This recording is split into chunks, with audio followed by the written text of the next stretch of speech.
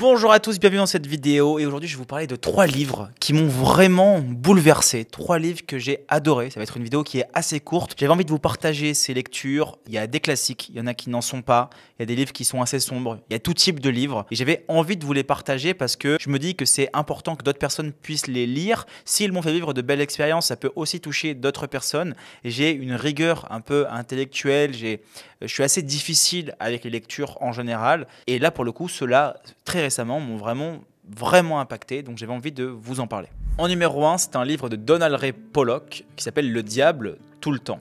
Et alors là, c'est très sombre, mais alors c'est sublime. En fait, Donald Ray Pollock, c'est un auteur américain qui a débuté très tardivement dans l'écriture, après avoir notamment travaillé pendant plus de 30 ans dans une usine de pâte à papier dans l'Ohio. Il publie en 2011 Le diable tout le temps, qui est son premier roman.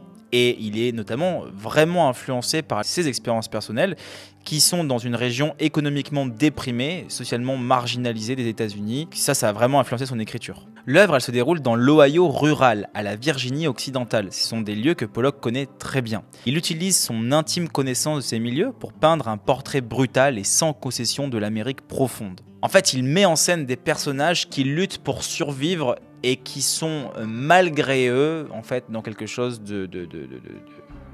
ils vont se perdre. Si vous avez lu La route de McCarthy, vous allez adorer ce livre. Parce qu'en fait, on retrouve la même ambiance, on retrouve le même univers assez sombre, un peu glauque.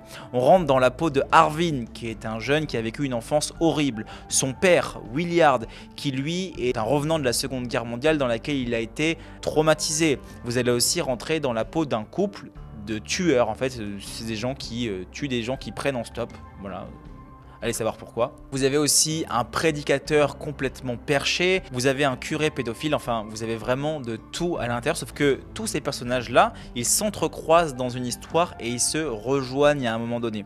Et ce qui est intéressant, c'est le cheminement de la construction littéraire. En fait, Pollock, il a décidé de parler des faits. Il est vraiment concentré sur ce qui est dit, sur ce qui est fait, sur ce qui est créé. Et donc ça crée à la fois une distance et un rapprochement intime. On va être très proche des personnages parce qu'on va ressentir ce qu'ils ressentent sans que ça soit décrit, et on va être aussi très éloigné des fois de leurs actions parce qu'en fait on ne parle que des faits, donc ça peut être très perturbant. En tout cas, ce livre est sublime, je vous invite vraiment à le lire. Ça se lit tout seul, il a eu plusieurs prix, je vois il y a eu un grand prix de littérature policière, prix mystère du meilleur roman étranger, lauréat du trophée 883 des meilleurs romans étrangers. Enfin bon, c'est un livre vraiment à l'américaine, dans une Amérique dépravée, c'est le bazar, tout se passe mal, ça commence très mal, dès le début ça commence mal, et ça va pas en s'améliorant. Voilà, vous savez à quoi vous avez affaire. En numéro 2, un livre que j'ai profondément aussi aimé, c'est un livre de Alexandre Solzhenitsyn, du nom de Une journée d'Ivan Denisovitch. Alors à chaque fois je regarde parce que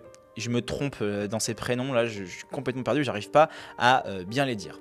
Alors là, c'est profondément touchant, j'ai été un peu bouleversé.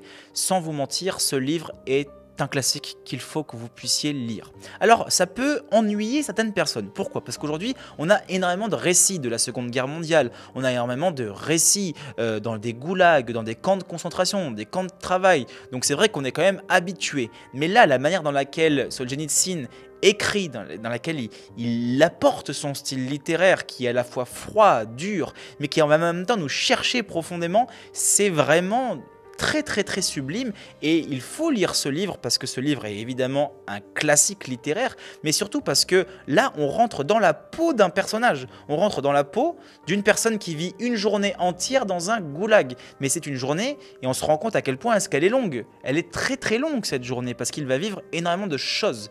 Et donc là j'ai retrouvé un peu comme Camus qui pour dénoncer la peine de mort parlait de la guillotine, avait fait une description de la guillotine. Et bien là, pour dénoncer ce qu'ils ont vécu, ces pauvres gens qui étaient enfermés dans des goulags, et bien justement il a décidé de pouvoir montrer ce qu'était une journée dans un goulag. Il faut savoir que ce livre a été publié en 1862 et c'est un roman qui est profondément enraciné dans les expériences personnelles de l'auteur et le contexte politique de l'Union soviétique. En fait, Solzhenitsyn lui-même, il a été emprisonné dans un goulag de 1945 à 1953 suite à des critiques du régime stalinien exprimées dans une lettre privée. Son expérience dans des camps de concentration, dans des camps de travail forcé, ça l'a profondément marqué. et ça a inspiré son écriture. La publication de ce roman a eu lieu pendant une période de relative libéralisation connue, sous le nom de Dégel de Khrouchtchev, après le discours secret de 1956 dénonçant les crimes de Staline. En fait, cette période, elle a permis une certaine ouverture et critique du passé stalinien, et Solzhenitsyn a pu publier son œuvre dans la revue littéraire Novi Mir, ce qui était presque impensable quelques années auparavant. Donc on voit bien que le parcours pour produire cette œuvre, elle le touche de très près et on le ressent dans ce livre, mais en même temps, il y garde une certaine distance parce qu'il veut dénoncer des choses. Et là où c'est intéressant, c'est qu'on rentre dans la peau d'un personnage, mais c'est pas écrit à la première personne, c'est pas écrit au je, mais c'est écrit à la troisième personne du singulier, c'est-à-dire il. Et donc il parle de lui, mais c'est comme s'il se sortait de lui-même pour pouvoir mieux expliquer ce qu'il avait vécu. C'est comme s'il avait besoin, l'auteur, de prendre une distance entre lui et son livre afin de pouvoir aller taper dans du réel. Et donc c'est assez intéressant de voir comment est-ce qu'il a amené ce bouquin, sachant qu'il aurait très bien pu parler à la première personne vu que ça le touche de très près, mais il a décidé de garder une juste distance. Et je pense que les auteurs, les grands auteurs, arrivent à partir de soi, donc à partir de leurs expériences, mais aussi à partir de soi, à sortir d'eux-mêmes pour pouvoir montrer quelque chose d'autre et ne pas rentrer dans du pathos profond. Et là-dedans, on n'y est pas du tout, c'est vraiment sublime, allez-y. Et enfin, alors celui-là, c'est mon coup de cœur de l'année. Clairement, celui-là, c'est mon coup de cœur de l'année. J'ai adoré ce livre, je l'ai dévoré. Je pense que je vais le relire courant d'année, tellement j'ai vraiment profondément aimé. C'est Anima de Wajdi Mouawad. Alors là, que vous dire? Il y a tellement de choses à dire. Déjà, le style littéraire. Le style littéraire est passionnant. C'est d'une poésie, c'est écrit, c'est d'une beauté, c'est incroyable. La beauté qui se cache dans ce texte, les mots, les phrases, la manière dans laquelle c'est amené, c'est vraiment sublime. J'en ai la chair de poule rien que de vous en parler. La deuxième chose, c'est que c'est une histoire qui est très très sombre. On rentre dans la peau d'un personnage qui va découvrir sa femme qui a été tuée, sa femme qui a été sauvagement tuée, et en fait lui va partir à la recherche du tueur. Mais attention, il va pas partir à la recherche du tueur pour se venger, il va partir à la recherche du tueur pour qu'il se rende compte que ce n'est pas lui, pour prendre conscience que ce n'est pas lui qui a commis ça, tellement il est choqué. Et la grande particularité de ce texte, la grande magie de ce texte, de Mouawad, le grand coup de génie de ce texte, c'est qu'il n'a pas écrit ce livre en parlant à la place du personnage, c'est-à-dire qu'en étant dans le jeu du personnage, mais il a écrit à travers les yeux des animaux. C'est-à-dire qu'on commence à travers les yeux d'un chat, après on est à travers les yeux d'une mouche, après on est à travers les yeux d'une chauve-souris, d'une araignée ou autre. Et en fait, on va suivre le parcours de cet homme dans tout son voyage, dans tout son périple, à travers les yeux d'un animal. Et ça, c'est incroyable. L'ingéniosité, la prose, les recherches, c'est plus de 10 ans d'écriture, les recherches qu'il y a eu pour pouvoir réussir à savoir ce qu'un chien peut ressentir. Par exemple, il va utiliser, quand le chien va le sentir, il va aussi sentir la crasse qu'il a dans ses intestins parce qu'il n'a pas encore déféqué le personnage. Donc lui, il va sentir ça. En fait, c'est aller percevoir plus loin. C'est qu'est-ce qu'il y a dans le silence des animaux.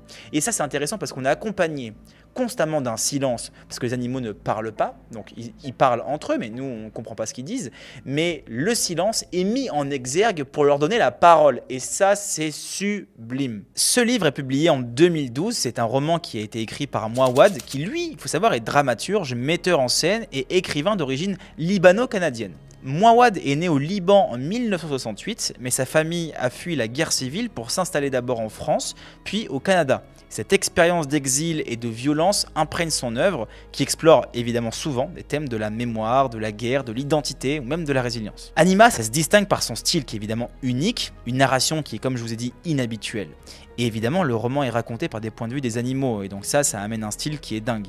Il offre une réflexion intense et poignante sur la nature de la violence et ses impacts. Il explore des thèmes comme la vengeance, le traumatisme, la brutalité. Il invite les lecteurs à examiner les racines et les conséquences de la violence dans notre société contemporaine.